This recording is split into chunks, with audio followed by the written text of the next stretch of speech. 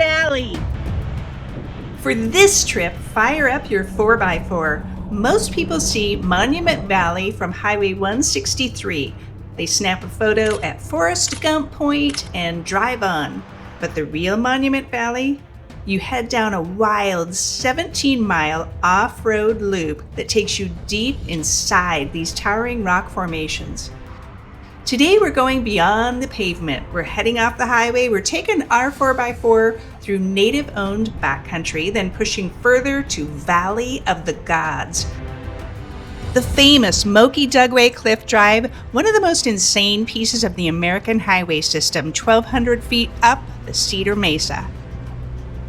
And Mexican Hat. They named it after the look of a hat. So I've got mine on. We're doing over 40 miles of these challenging dirt roads to places most visitors never reach. This is the entire Monument Valley area done the right way in a 4x. Let's go!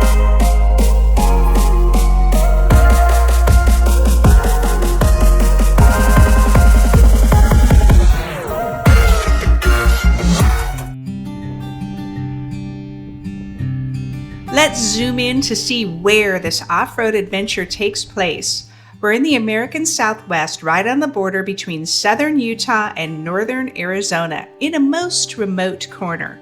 The concentration of rock formations is in the Monument Valley Navajo Tribal Park, where these massive monoliths rise more than 1,000 feet above the desert floor.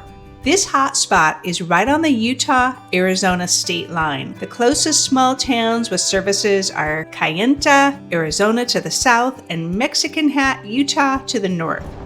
But once you leave Highway 163, it feels like another world. The greater Monument Valley area covers roughly 91,000 acres, but the heart of what most visitors see is inside the Navajo Tribal Park.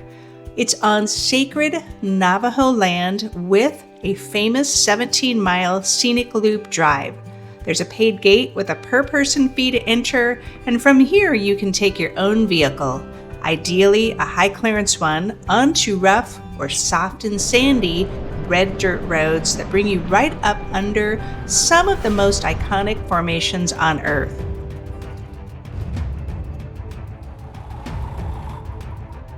If you want to stay, there are hotel rooms and cabins perched along the rim with direct Monument Valley views, plus the historic Goulding's Lodge nearby, famously known for John Wayne westerns. Just up the road in Utah is Valley of the Gods on public BLM land. For self-sufficient campers and overland travelers, this is a dream. Plenty of dispersed off-grid spots to park, camp, and watch the stars. We will roll through the tiny town of Mexican Hat with gas, campgrounds, motels, and its namesake rock formation balanced above the desert. Towering above both Mexican Hat and Valley of the Gods is the Moki Dugway, a steep, unpaved section of Utah Highway 261 that switchbacks up the face of Cedar Mesa. It's a narrow, cliff-hugging, scenic drive with big drop-offs and incredible viewpoints looking back over Valley of the Gods, with Monument Valley on the horizon. That's the landscape we will be driving today. We're in our 4x4 so we can go off-road, not knowing what to expect. Our goal is to get off the pavement and go much farther than the typical Monument Valley pass-through. First, let's set up base camp. We're staying in, I think, the very middle of this entire valley. It's central to everything we're doing here. It's a KOA campground. There was no special reason we picked this RV park for our travel trailer because there are a number of other options, quite a few that we've noticed as we were driving around. The bonus here is all of these horses, including wild horses. They appear to just roam around. Here's our RV spot, the KOA campground.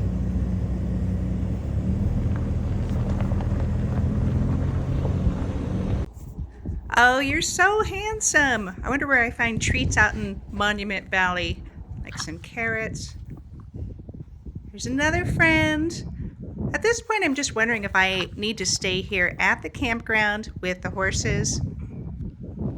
I noticed you can also take driving tours directly from this campground. For the accommodations, our trailer has a kitchen and all the basics of life. I can create meals in the middle of nowhere, make them super delicious and nutrient dense, plus healthy iced coffee frappuccinos on the fly, those types of things. Came in late this afternoon and look at this sky. I took this picture this first night with wild horses wandering around. John Wayne walked out here. I'm feeling like Jan Wayne. Tomorrow, we drive the loop in Monument Valley Navajo Tribal Park. I've got my camera batteries fired up because it's one of the most photographed points on Earth. Today is the day. We just left our KOA and we're heading only about 5 miles towards the tribal park entrance. I am so excited to finally take our truck inside. We've done some recon of the area and driven back and forth on this nicely paved 163, but now we're going in. Here's something important to know. The entire valley is sacred Navajo land and the tribe manages access very carefully. You can drive the marked loop on your own, but you absolutely cannot veer off the designated route. If you want to hike to certain formations or reach some of the deeper locations, you need to book a guided tour with a Navajo guide. They offer everything from the standard tours to serious off-road expeditions that go places we can't access today. We're in. First stop, these buildings. Let's walk up here real quick. There's a hotel and a restaurant called The View and a trading post. This store is cool. A lot of authentic items for sale, souvenirs. But I also heard that you can shop out on that road. Vendors set up booths out there. I'm psyched to do that. This park covers 91,696 acres and sits entirely within the Navajo Nation, the largest Native American reservation in the United States. The Navajo Nation spans northeastern Arizona, northwestern New Mexico, and southeastern Utah. Monument Valley is right in the heart of it, straddling that Utah-Arizona border. That's called Three Sisters. Looks like a guided tour operator on horseback, and I bet they take you to the places that are not accessible if you're not with a guided tour. You can see that parts of the road are pretty deep sand. You can kind of navigate around it. It's no big deal so far. I think we're about 5 miles in. Hey, a shopping stop. Wonder what they have there.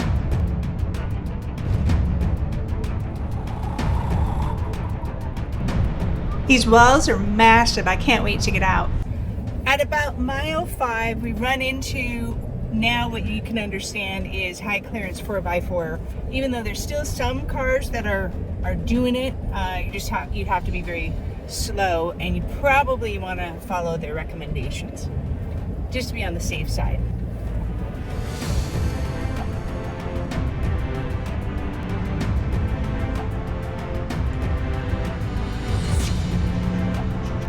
See, these are the kinds of rocks that are going to be in the road, just to give you an idea. There's our vehicle. These massive formations are made of sandstone on top of Oregon rock shale. The winds and the water over millions of years erodes the softer surrounding rock. What's left are all these isolated monuments towering somewhere between 400 and over 1,000 feet. You can see the beginning of the arches. Another few million years there'll be an arch. Walking around out here, I'm trying to name these things accurately. Those are the totem poles out there. Looks like possibly a riverbed. And then if we turn around, we can see that there's this big formation called the Cube. Out here, the term falling rocks is an understatement. These boulders, these rocks that chip off of those monuments are as big as vehicles, big as houses, as big as buildings. They are just massive. Wow, look at this. Look at how huge these rocks are. It's just amazing.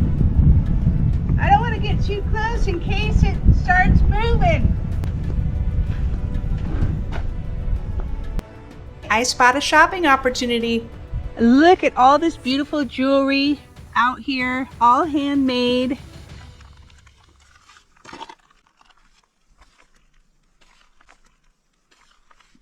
With that background. Okay, I did buy some. Look at, I picked out, I think these will look really cute on me. These are called adventurine stones. It makes sense for adventure.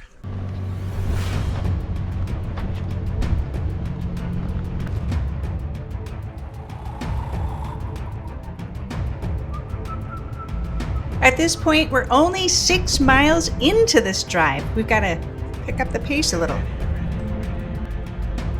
We're heading to Artist Point. Look how deep and soft these roads are in here. Oh wow, look at this view area. Now this is a really rugged parking lot. Let's take a look at this.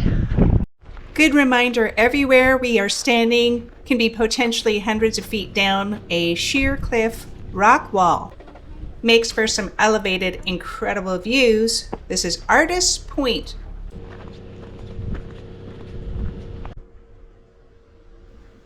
This view is quintessential American Southwest, and it is a gorgeous, clear day. We can see all these monuments in the road out there. Unbelievable. You should know that you need to have some kind of high clearance vehicle or a 4x4, something like that, because it's a really rough road and you should totally do it. Okay, I just said all of that and then a little Civic or something went racing by. So I guess it really just depends on how much you like your transmission, transaxle, all that. Oh, there's a BMW with not a real high clearance, so whatever.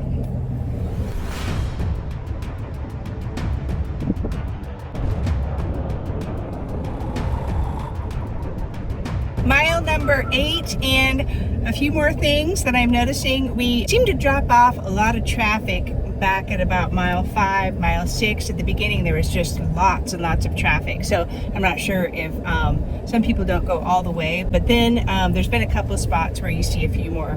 The roads are really wide, so even if someone's coming the opposite way, there's no problem at all.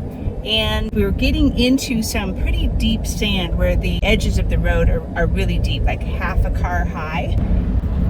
We're now on the Monument Scenic Drive. I thought the whole thing was a scenic drive, but it just had a sign for Monument Scenic Drive. So we'll see how much more scenic it can get. We're gonna go down that road next, but first, this sculpture called the Thumb. Let's see if you can locate it. Is that a cabin up there? There's so many cool things out here. I'm thinking they get strong winds in here. We are headed out to another viewpoint along with all the other subcompact cars, it appears. And there's a trail out here that we want to check out. You see that tiny human on the trail? I can't even get that whole monument in my camera. I'm going to pan up here. There it is. This is John Ford Point. It's the most famous viewpoint in Monument Valley. This is where legendary director John Ford filmed some of his most iconic Western scenes with John Wayne back in the 30s and the 40s. You're looking at the exact same view that appeared in Stagecoach, The Searchers, and multiple classic films that define the American West.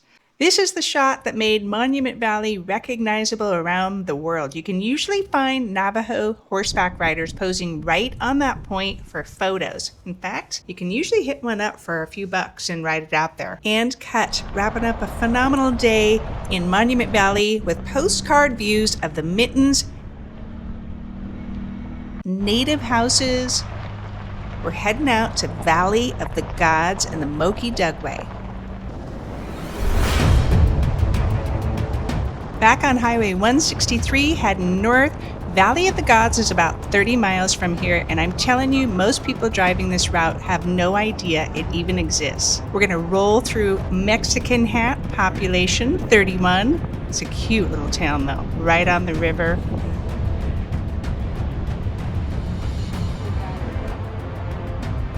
Let's call this the 30-second driving tour of Mexican Hat. You can see there's a lot of places to stay, little motels. I saw an RV park, there's gas, a few groceries, things like that. So you've got everything you need, plus these beautiful surroundings on the river. These cliffs all around Mexican Hat, Utah are just wild with colors. The sand and the different colors are just kind of follow the contours of the cliffs.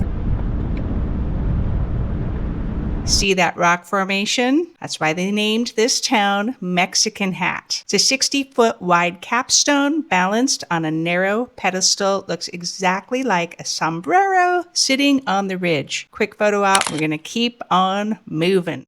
Looks like a few more hats on the ground. Maybe they fell off. Valley of the Gods is just ahead on our left, another 17-mile dirt loop road with formations that absolutely rival what we just saw in Monument Valley. The difference? No entrance fee, no tour buses, no people, no crowds, and you can camp out here for free on the BLM land. This is the hidden gem that 90% of Monument Valley visitors drive right past without knowing it's here. Let's see what we find.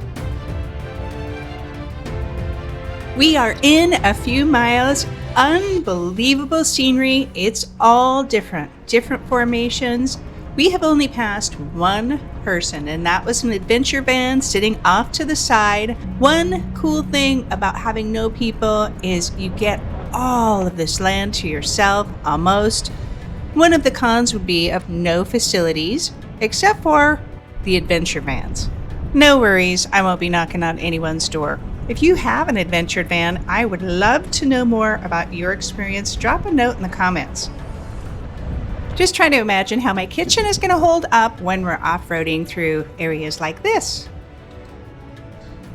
You can see a lot of the roads are fairly flat, maybe some washboards, things like that, but you can drive pretty quick. And then there are areas where you're going to climb kind of around the monuments or through valleys and riverbeds. It's a very diversified terrain. I've got to get out. We are in a hot spot of Valley of the Gods. That looks like the hand of God up there. Beyond this, I should have pointed out, there is a mesa way out in the distance, and that's the west entrance of Valley of the Gods. And that is where the Moki Dugway is. You drive up a cliff. We're going to go there next. This area is 100 square miles, and it is so untamed that a lot of these formations do not even have names. Unlike Monument Valley, people just kind of make them up.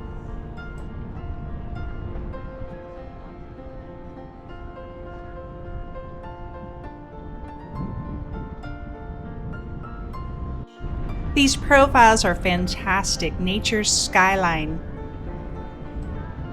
We're getting closer to the west entrance, and that is where the Moki Dugway is.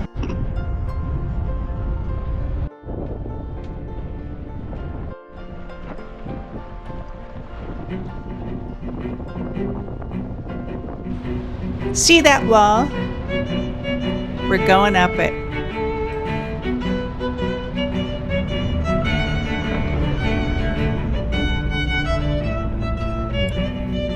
This is 3 miles of unpaved switchbacks carved straight into the face of Cedar Mesa. We're about to climb 1,200 feet in elevation at a 10 to 11% grade with minimal guardrails.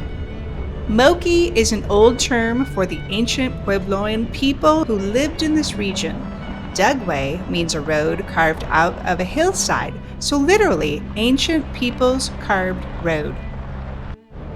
The Texas Zinc Mining Company built this road back in the late 50s to haul uranium ore down from the Happy Jack mine during the Cold War uranium boom. They needed to get that ore from the processing mill in Mexican Hat, so they literally carved this road into the cliff.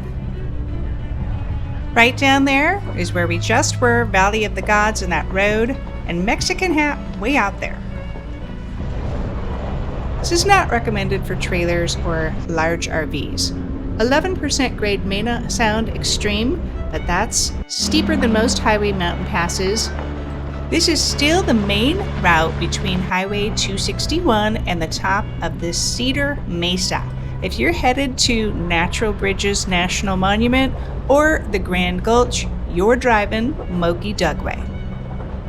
Thanks so much for coming along on this greatest journey we call life. If you like what I'm doing, I would love it if you subscribed. Hit the notification bell so you know what's next. If you want more adventure, I've got a ton of them in my adventure series playlist. And then I also have short, easy, healthy recipes. I've linked it all in the description.